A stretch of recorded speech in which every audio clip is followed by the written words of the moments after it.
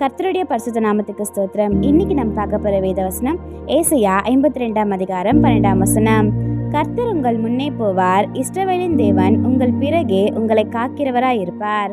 For the Lord will go before you, the God of Israel will be your rear guard. Isaiah 52:12. இது நம்ம ஒரு சின்ன கதையா பார்த்துடலாமா? ஒரு அமைதியான கிராமத்துல லாவண்யான்ற ஒரு சிறுமி வாழ்ந்து கொண்டிருந்தாளா.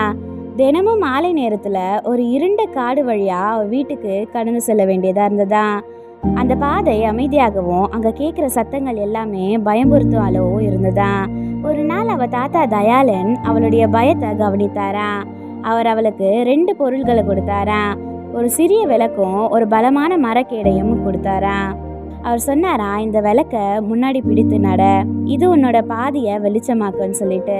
இந்த கேடகத்தை உன்னோட பின்னாடி வச்சிடு, அது நீ பார்க்க முடியாத ஆபத்திலிருந்து உன்னை காக்கும்னு சொல்லிட்டு சொன்னாரா. அந்த மாலை நேரம் லாவண்யா நடந்து சென்றாளா.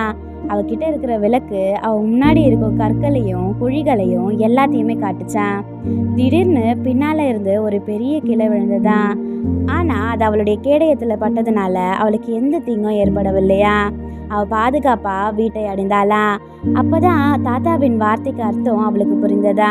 ஏசப்பா நம்மளுக்கு முன்னாடி போய் நம்மள வழிகாட்டி நம்மளுக்கு பின்னாடி இருந்து நம்மள பாதுகாப்பாருன்றத அவ புரிந்து கொண்டாளா.